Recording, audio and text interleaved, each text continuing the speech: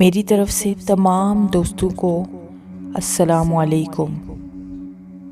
دوستو، آج کی اس ویڈیو میں میں آپ کو ایسی لڑکی کی کہانی بتاؤں گی کہ جس نے شادی کی پہلی رات اس کے شوہر نے اسے کچھ انوکھی چیز مانگی، اور جب مانگی تو اس نے اسے انکار کرنا چاہا، لیکن اس نے زبردستی اس سے پوچھ لیا۔ تو دوستو، اس ویڈیو کو آگے بڑھانے سے پہلے میں آپ سے ریکویسٹ کروں گی کہ آپ میرا یہ چینل سبسکرائب کریں اور بیل آئیکن کو پریس کریں تاکہ ہر نئی آنے والی ویڈیو آپ تک پہنچ سکے۔ معزز سامعین، ایک خاتون کالر ٹی وی پروگرام کے ہوسٹ سے گفتگو کے دوران مسلسل رو رہی تھی، جس کی باتیں سن کر پروگرام میں ایک دم خاموشی چھا گئی تھی۔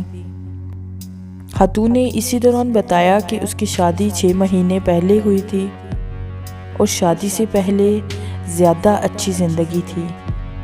وہ دوستوں کے ساتھ گھومتی پھرتی تھی، ماں باپ کی اکلوتی بیٹی تھی، ماں باپ نے جو چاہا اسے دیا اور شادی سے پہلے کسی قسم کی اونچ نیچ نہیں دیکھی تھی۔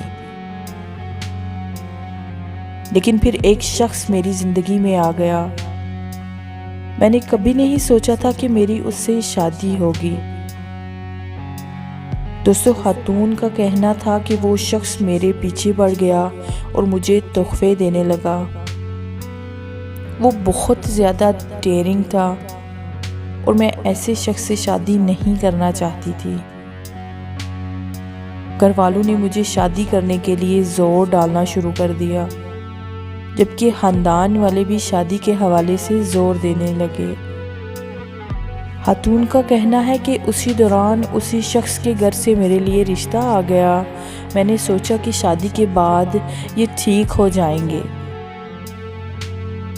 اور شادی میں ابھی صرف 6 مہینے ہوئے تھے، لیکن مجھے لگ رہا تھا کہ شادی کو 6 مہینے نہیں 6 سال گزر چکے ہیں۔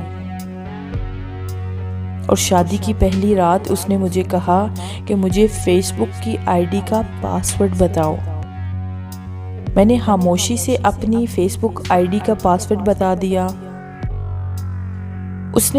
اس نے میرے سب دوستوں کو بہت میسج کیے اور بہت گندے میسج کیے اور ان کو بلاک کروا دیا، اور مجھے دھمکی دیتے ہوئے کہا کہ اگر آئندہ تمہارے نمبر سے کسی لڑکے کا میسج یا کال آیا تو وہ تمہاری زندگی کا آخری دن ہوگا۔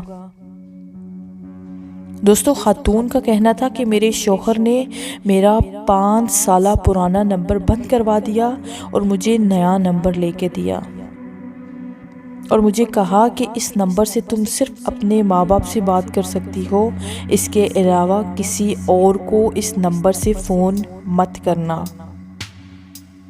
میں نے یہ چیز خاموشی سے تسلیم کر لی۔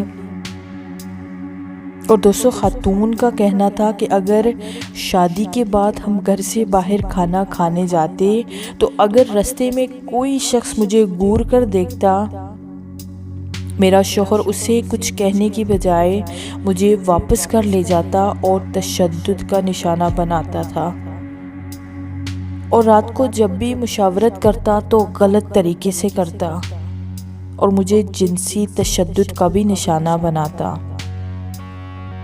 تو دوستو، یہ تھی آج کی کہانی جو کہ میں آپ لوگوں کے ساتھ شیئر کرنا چاہتا تھا۔ ہمارے معاشرے میں ایسے کافی ساری لڑکیاں ہوں گی جو کہ اس طرح کی زندگی گزار رہی ہیں، تو اگر آپ کہیں بھی ایسی کوئی لڑکی دیکھیں تو آپ ان کی مدد کریں، بجائے اس کے کہ آپ ان کا مذاق اڑائیں، آپ ان کی مدد کریں۔